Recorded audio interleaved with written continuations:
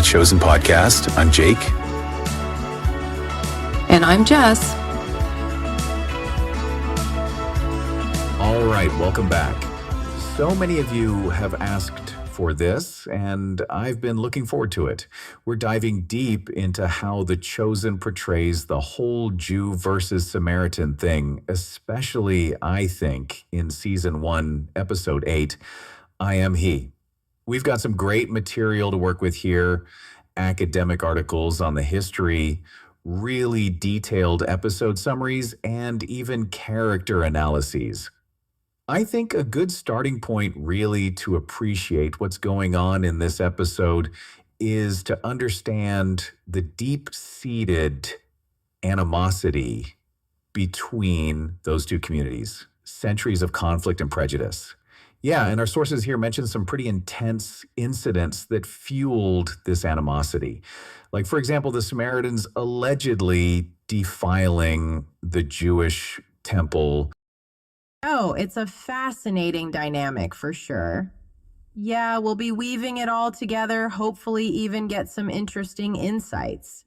Yeah, because it's not just like they don't like each other, right? We're talking serious historical baggage here. Yeah, it's more than just a mild dislike. To the Jewish people of that time, Samaritans represented almost like a distortion of their faith. This painful reminder of all those historical betrayals and religious clashes. And for the Jews, the Samaritans with their mixed heritage and this integration of pagan practices, they were seen as a threat to Jewish identity, that kind of religious purity. Yeah, and our sources here mention some pretty intense incidents that fueled this animosity. Like, for example, the Samaritans allegedly defiling the Jewish temple with human bones or sabotaging those signal fires that were used to announce important religious dates. And then on top of all that, we have the whole Maccabean War situation, which Thaddeus actually brings up in the episode. The Samaritans siding with the Seleucid Empire against their own Jewish brethren. Talk about adding fuel to the fire. Right? And those things weren't just pranks or anything like that. These were really deliberate acts of provocation that just deepened that distrust and hostility. I mean, imagine living in a society where even a basic interaction with someone from the other group was just fraught with tension. Yeah, absolutely. And it just reminds us that the whole thing wasn't just about religious differences. It had real political and social consequences. And as Jesus himself points out in the episode, the destruction of the Samaritan temple on Mount Gerizim, which happened centuries earlier, that was still a really raw wound for them. So these communities were just carrying a lot of baggage. So with all that in mind, for Jesus to even talk to a Samaritan woman, let alone Photina in particular, would have been hugely controversial. Yeah. And Photina herself is an interesting character to think about too. Her past with the 5 husbands and her current situation make her an outsider in both Jewish and Samaritan society. It makes you wonder how much that kind of position on the fringes impacted her openness to Jesus's message, right? Because it's not just some random well, it's this place where Jewish and Samaritan history kind of intersect. And we get those flashbacks in the episode to Jacob buying the land, that whole wrestling match with God, all happening at this very spot. It's like all this history converging right there on that one encounter. That's a great question. It's definitely something we're going to have to circle back to. It's one of the elements that makes this episode so fascinating. But before we get to that, let's talk about the setting itself. Jacob's Well. The show really emphasizes that location and its historical and symbolic weight for both Jews and Samaritans. I think it's masterfully done how the writers did that. And even before they say anything to each other, just the simple act of Jesus, a Jew, asking Photina, a Samaritan, for a drink is already breaking social conventions. It's like a signal that something really extraordinary is about to happen. Right? It's like he's saying, I'm not playing by the old rules. But then it goes even deeper because he doesn't just offer her water from the well, he offers her living water. Okay, so we're already in pretty deep theological waters here.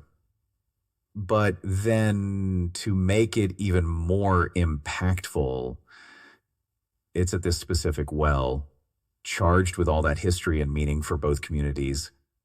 Yeah, and the way she reacts is just incredible. She goes from being skeptical to completely transformed.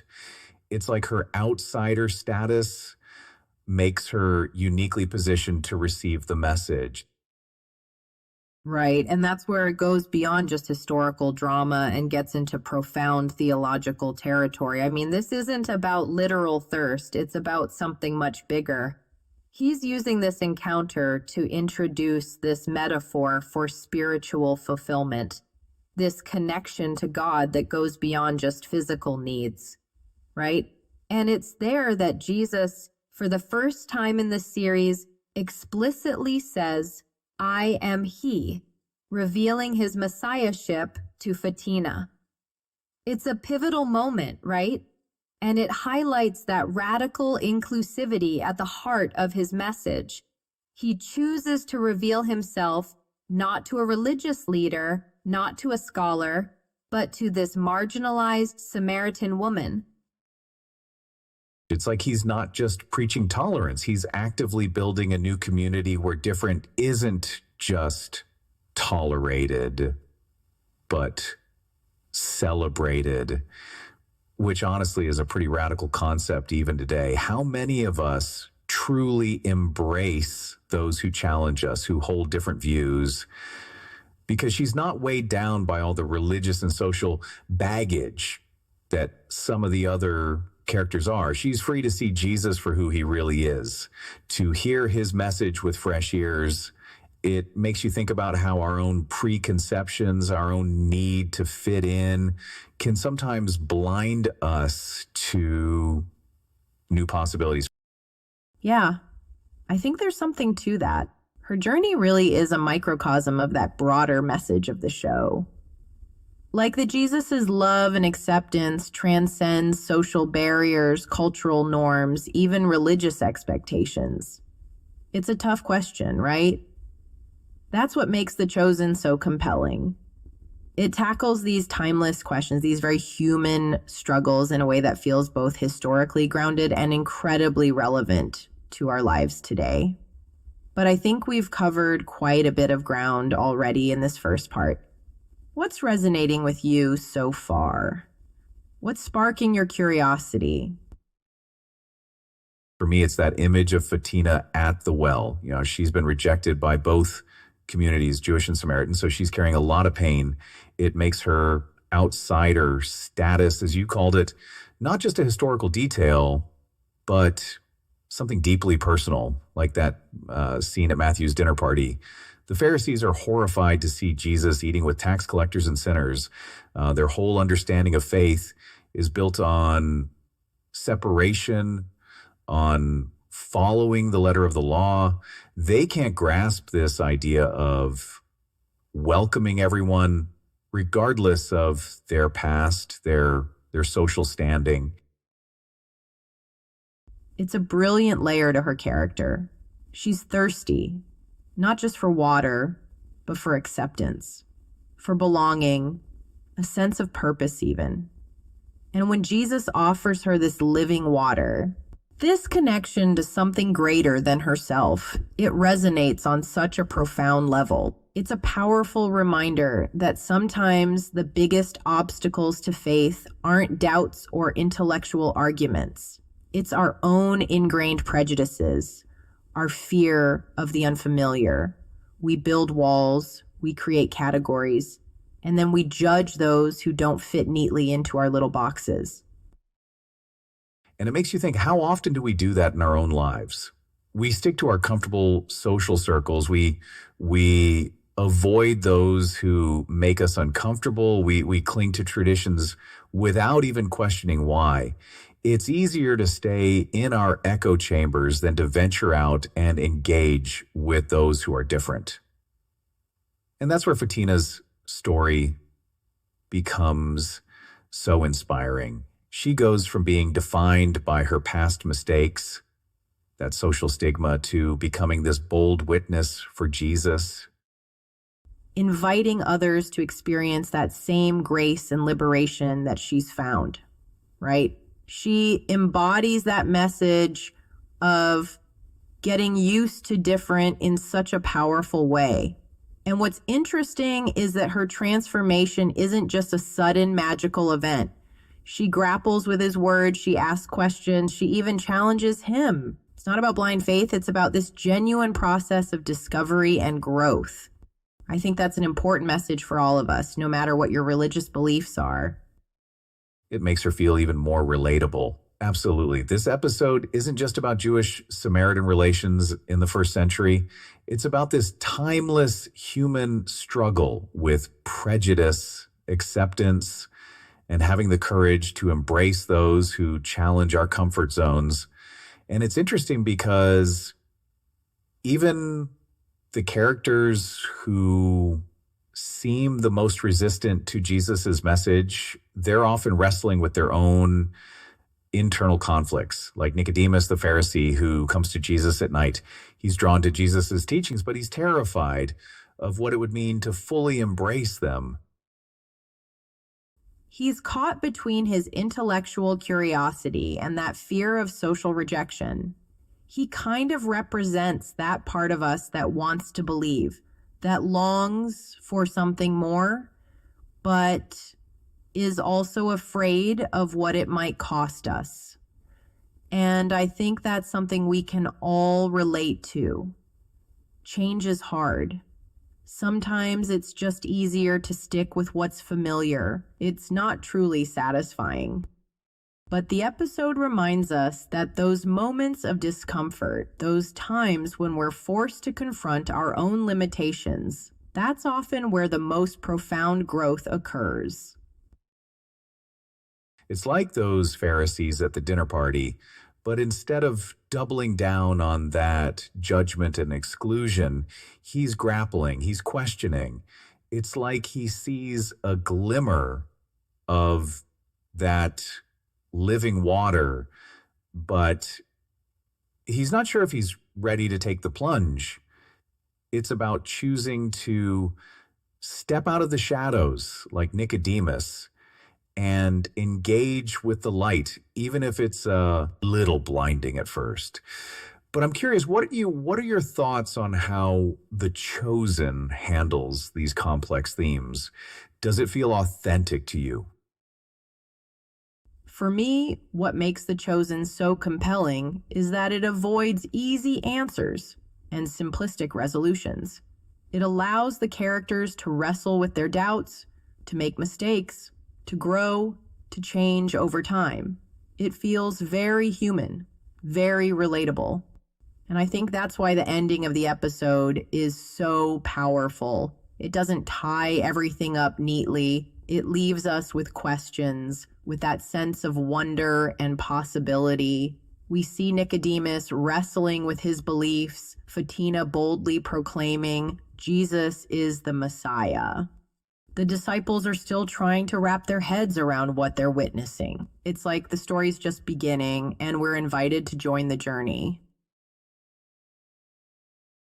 And I think that's what makes it so effective in conveying these timeless messages about faith, acceptance, and the courage to challenge the status quo. It's not preachy, it's invitational, and it allows the viewer to draw their own conclusions and connect with the material on a very personal level.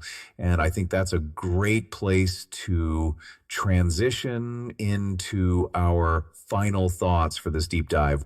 We've covered a lot of ground, from historical grudges to social taboos to theological metaphors and personal transformations. But as we step back from all the details, what's the takeaway for the listener today? What message resonates most deeply with you? I think for me, it's realizing that those sinners at the dinner party, the people who make us uncomfortable, they're not that different from us at all. Like, we all crave that living water, that sense of belonging, that purpose. Maybe we just go about it in different ways. And it's not just about religious faith, really. It's about how we approach the world in general. Are we clinging to what's familiar, or are we brave enough to actually engage with the different in our own lives? It's fascinating. The Chosen doesn't present faith as just this set of rigid rules. It's about being open to the unexpected, encountering the divine in the most unlikely places. Who would have thought at a well in Samaria with a woman society has completely cast aside? It's been an eye-opening deep dive. Even for someone like me, it makes you think about those walls we build, those religious purities we hold on to. Maybe it's social status or political ideology or even just our own deeply ingrained habits. It's almost like if we want to tie this to the bigger picture, it's about asking ourselves, where are my wells of prejudice? Who am I excluding without even realizing it? But I think that's the beauty of it. It keeps us thinking. It invites us to keep exploring, to wrestle with those questions long after the credits have rolled. The Chosen doesn't try to tell you what to think. It encourages you to think for yourself. It's like the episode's challenging us to look beyond our own biases, like those comfortable little boxes we try to put people in, to be more like Photina, open to new possibilities, willing to challenge those assumptions. It's a powerful message for sure. And it reminds me of something you mentioned earlier about how the episode doesn't give us easy answers. It leaves us with more questions than resolutions. So as our listener continues watching The Chosen as they go about their own lives, is there a final thought we can leave them with? Something to ponder, and maybe even being brave enough to ask for a drink ourselves. I'll leave it on that note. Keep searching for answers, keep asking questions, keep diving deep. Until next time.